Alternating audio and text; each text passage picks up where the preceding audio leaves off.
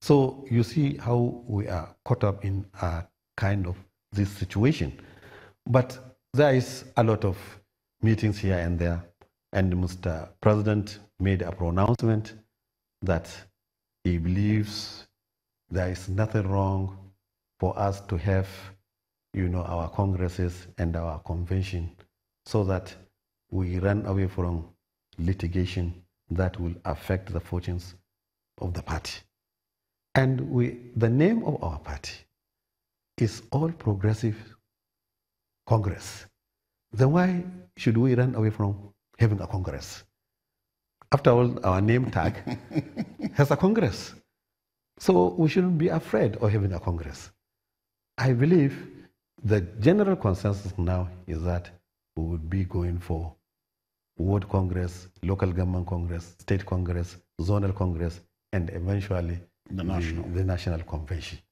That is the position at the moment. But in politics, there will always be some people who will feel that that is not what they want. But I think the majority and even the party itself has, accepted that we should vote for congresses. And that is what we are planning to do. Now, are you going to support President Buhari for a second term? Thank you for this very important question. Muhammad Buhari was in Kano for 2 days on a state visit. And during our interaction with stakeholders, I told him, I think if I tell you what I told him, that will answer your question.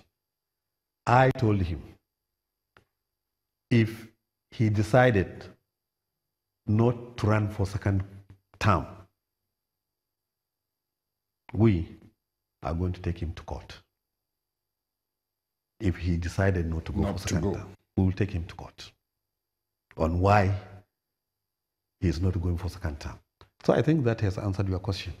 Will you be going for a second term? Well, my people are urging me to go for second term. But the decision is yours. The decision is my own. Have you made up your mind? Well, from my body language. Well, I'm having you here so I can hear it from you, not necessarily read your body language. Okay. Well, people are calling me to contest again.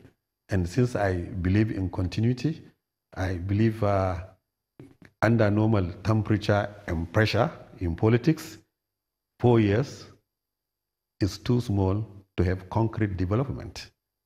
But the Constitution has provided for 4 years and another 4 years. So I believe the projects that we have started, the ones that we have completed, the ones that we have started, it will be a better opportunity if one can have more than 4 years, if one can have 8 years.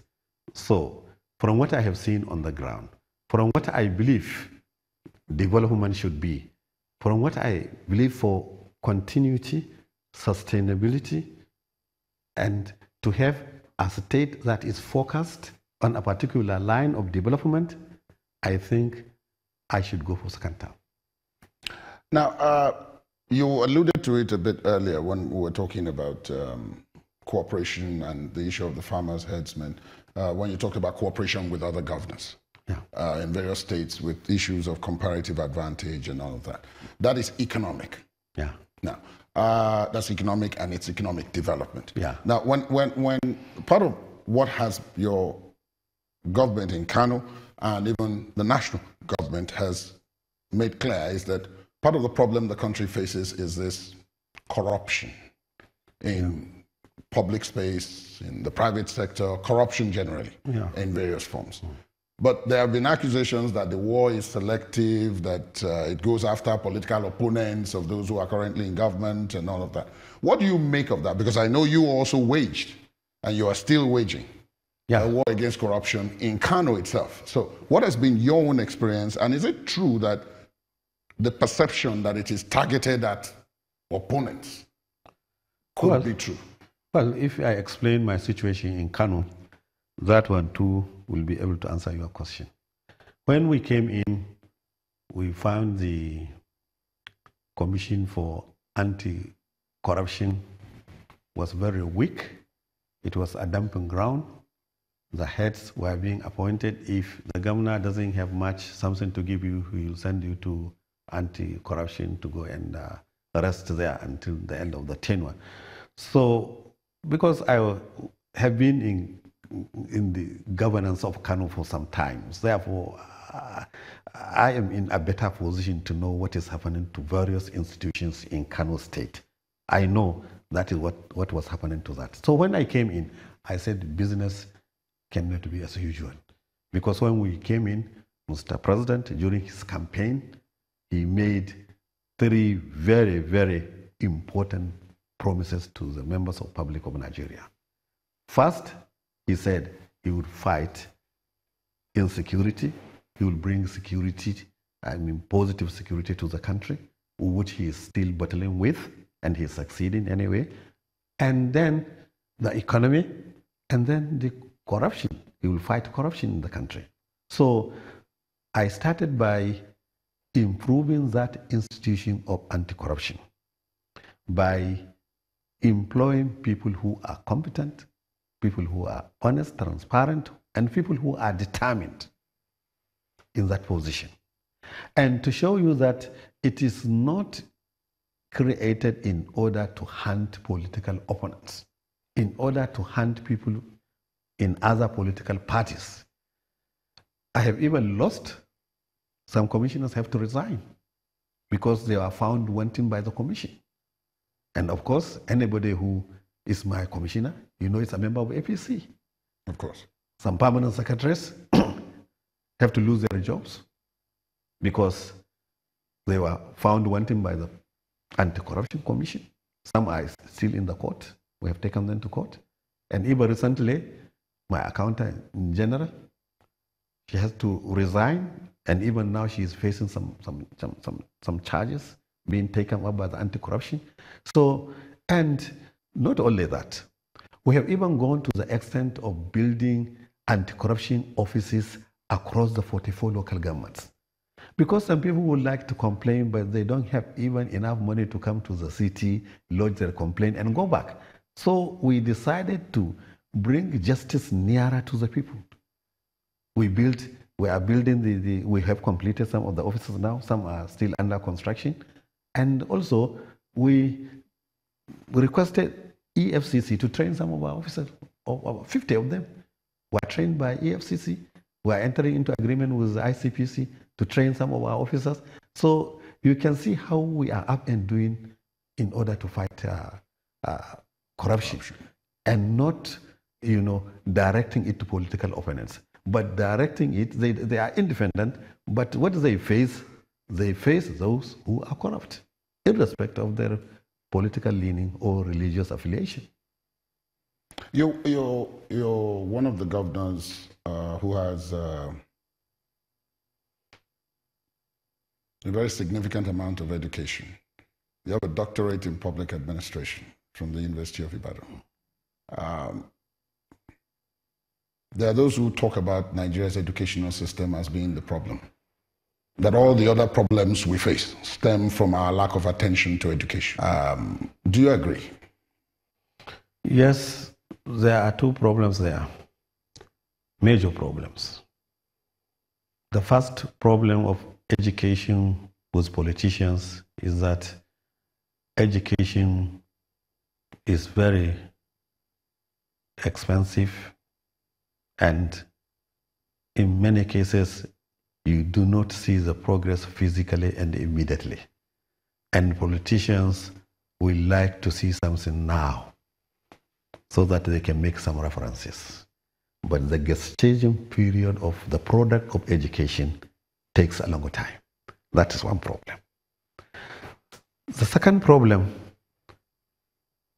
is that the educational system itself. The educational system is not the system now that will take care of unemployment. So you find so many graduates with no job to do because what they have read, what they have learned in the university does not provide them with an enabling environment to be employed. So the educational system, we should lean towards technical education. Because the system which we inherited from the colonial masters, when they came in, all what they have wanted was to teach us how to read and write so that we provide some clerical services for them to do the administration and also to be able to increase their economic prosperity of their own country using we as clerks. And we built on that. That is a white-collar job. But you find that that system is no more sustainable if we want to, invest in our people so that our people will have the capacity. There are countries that they do not have a single drop of oil, but simply because they have people that are properly educated, well educated, educated in skills, you can see that they are forging ahead. So these are the two problems, you see, that we are battling with as politicians at the moment. Now, you were once the executive secretary of the Lake Chad Basin Commission, based in Chad. Yeah. The Lake Chad has shrunk to 10% of its original size, and that means all the states that have a border with Niger, including your state, yeah. And this issue of the headsmen and so on, the issue of food supply, availability of water and so on, is all somehow linked to this Lake Chad Basin problem. Yeah. And a while ago, there was a big conference in Abuja on this issue of Lake Chad. Being the kind of person you are and having been someone who occupied that position, it doesn't look as if we're able to address it. It looks like Lake Chad is going to disappear, basically. Well, climate change, it has been affected by climate change. The water has reduced drastically, like you mentioned, because the rivers that are feeding the lake, they are being affected by climate change. For example, the river that is coming from Nigeria, from the northern part of Nigeria, down to Lake Chad, used to produce about 10% of the water in the Lake Chad. Now it's less than 3%. So the only answer of which the world has recognized that is inter-basin water transfer.